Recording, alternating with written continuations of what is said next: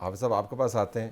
سیاسی معاملات تو اپنی جگہ پر، لیکن جو عرب دنیا کے معاملات ہیں بہت گہرے انداز سے، آپ ان کو جانتے بھی ہیں، ٹاپ لیڈرز کو جانتے ہیں. عرب کے معاملات بھی سیدھے ہو رہے ہیں اسرائیل کے ساتھ. ہمیں وکی لیکس سے لے کر اب تک جتنی خبریں آتی ہیں، یو اے ای تو بالکل کافی قریب ہے. ترکی کے معاملات جو ہیں وہ بھی بڑے سیدھے ہیں، لارجسٹ ایمبیسی ہے اسرائیل کی وہاں پر. صرف عجم ہے جو تھوڑا سا ہاتھ ہے. تو عرب کے معاملات سیدھے ہو رہے ہیں اسرائیل کے ساتھ. عرب بھی دیکھیں، کویت ہے بہت سخت، ہم سے بھی سخت موقف ہے کویت کے لوگوں کا. سعودی عرب ہے، اگرچہ پراپوگنڈا بہت ہوتا ہے چونکہ محمد بن سلمان نے جو اصلاحات شروع کی اور پھر ٹرمپ کے وہ دماد کی وجہ سے بھی. لیکن میں آپ کو جو ایک بڑی کلیئر ان کی پالیسی تھی، انہوں نے جب شیئر کی اپنے دوست ممالک کے ساتھ، تو اس میں کہا کہ جب تک ایک فلسطینی ریاست قائم نہیں ہوتی جس کا دارالخلفاء القدس شریف ہو، تو ہم تصور بھی نہیں کر سکتے اسرائیل کے ساتھ تعلقات کے قیام کا یا اسرائیل کو تسلیم کرنے کا. اسرائیل کے تسلیم ہونے کا معاملہ اور سفارتی تعلقات کے قیام کا معاملہ، لیکن رابطے جو ہیں ان کے امکانات تو ہیں. دیکھیں، میری جو معلومات ہیں کہ سعودی عرب کے کسی بھی سطح کے اوپر، جسے آپ حکومتی کہتے ہیں یا ریاست کے کہتے ہیں، وہ روابط نہیں ہیں.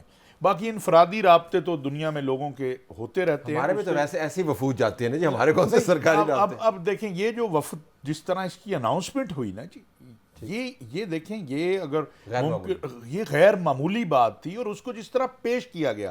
طلعت صاحب، ایک اور بڑا ظلم ہوا، میں اسے ظلم سمجھتا ہوں، کہ اس انداز سے اس کے بعد، یہ تو کل سے تھوڑا سا نیچے ہوا، وگرنہ اس کے بعد تو ایسے پیش کیا جا رہا تھا کہ اسرائیلی بہت ہی رحم دل قوم ہے، بڑے ہی شفیق لوگ ہیں، بڑے ہی محبت کرنے والے ہیں، اور جناب ہمیں تو جلدی جلدی ان کے ساتھ جا کے ہاتھ ملا دینا چاہیے.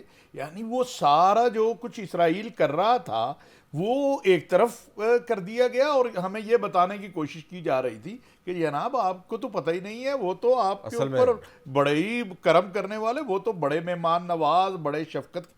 یہ جس انداز سے پیش کیا جا رہا تھا، میرا خیال ہے اس سے بھی لوگوں میں غصہ آیا اور دل آزاری ہوئی اس کی. ذرا آپ نے ذکر فرمایا کہ جس انداز سے پیش کیا جا رہا تھا، شوکت صاحب نے اس سے پہلے ذکر کیا تھا کہ ایک تاریخ تو ہے.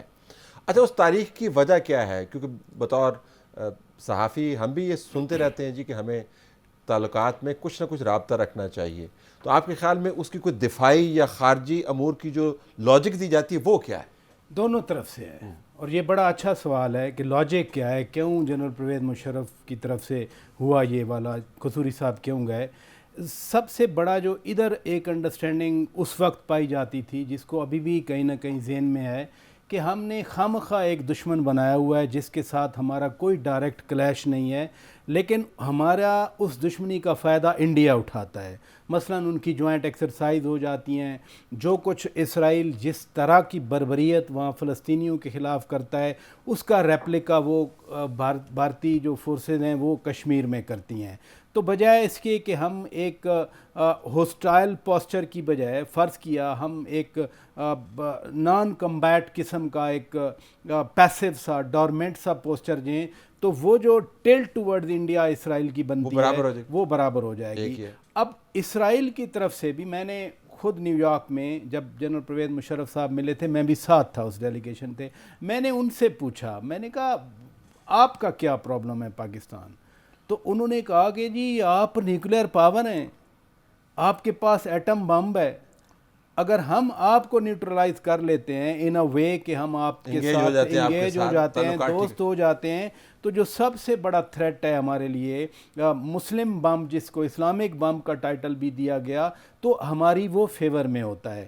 اور عرب ورلڈ کے حوالے سے بھی مثلا آج جو فارن آفس کی اسٹیٹمنٹ آئی گزشتہ روز، اس میں بڑا کلیئر لکھا ہوا تھا کہ پری 1967 والی جو باؤنڈریز ہیں وہ ہو جائیں، ایک وائبل فلسطینی ریاست جو کنٹیگوس ہو. یہ بڑا امپورٹنٹ ہے کہ آپ آدھا فلسطین ادھر بنا دیں، آدھا فلسطین ادھر بنا دیں، اپارتھائڈ پر بنیاد کرتا ہوا. ایگزیکٹلی. اور ساتھ ساتھ القدس الشریف جیسے حافظ صاحب بھی فرما رہے ہیں، یہ پاکستان کی بنیاد ہے. لیکن کیا 1967 سے پہلے ہم نے اسرائیل کو تسلیم کیا تھا؟ بالکل نہیں کیا تھا. لیکن میں آپ کے سامنے یہ ٹویٹ رکھتا ہوں، ایک عمران خان صاحب کا ٹویٹ ہے 25 اگست 2019 کا، اسکرین پر سامنے ہے، پڑھ دیتا ہوں. 40 سال سے اسرائیل چاہتا ہے کہ پاکستان سے سفارتی تعلقات قائم ہوں یا اتنا تعلق تو ہو جتنا اس کا کئی مسلم ممالک سے ہے. ہم انکاری رہے, برادر ممالک برا نہ منائے, حتیٰ کہ یہ دوست خود اسرائیل سے جڑ گئے, بلکہ مودی جیسے پاکستان دشمن کو بھائی بنا لیا. اس وقت ہے پاکستان اپنے مفاد میں فوری فیصلہ کرے. 2019 میں اس طرح کے اور بھی بہت سارے ٹویٹس ہیں.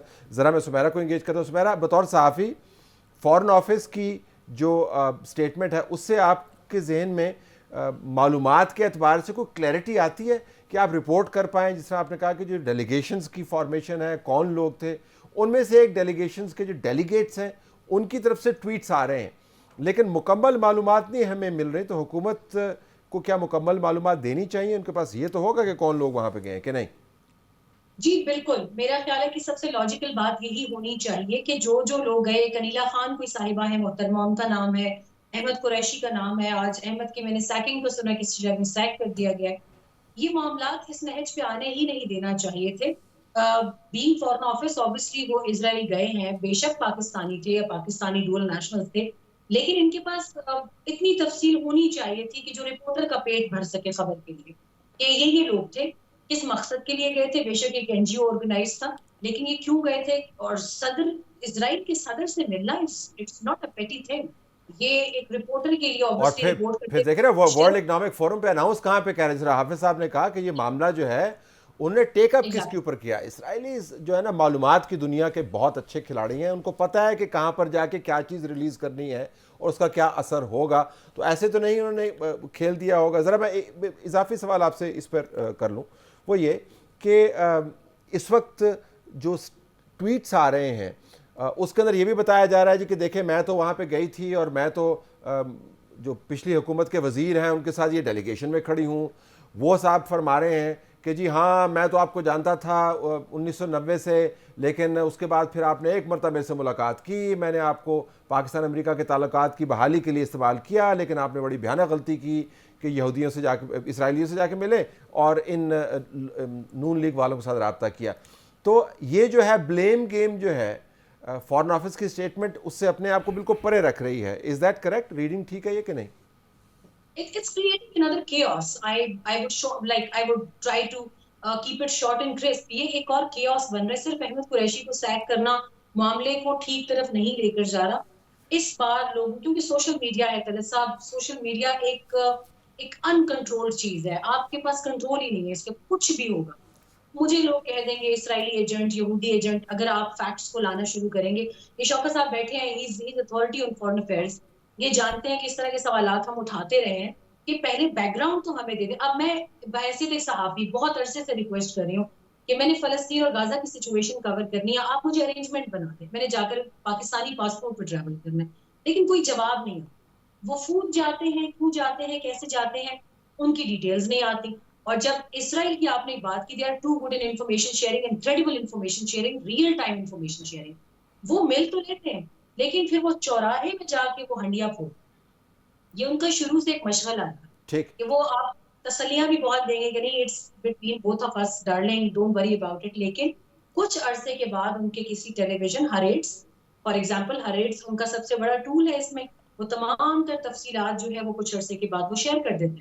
I think our foreign office, our foreign minister to a greater extent, I think ہماری سول جو گورنمنٹ ہے ان کو اس کے اوپر سیریسلی ایک کوئی ڈیٹا کمپائلیشن ضرور کرنی چاہیے تاکہ پتہ چلے کہ کون کب کب گیا اور وہ تاریخی طور پر کیا ہے. آپ نے کہا کہ جی وہ انفارمیشن شیئر کرتے ہیں اور بیچ چوراہے میں وہ یہ کام کرتے ہیں. تو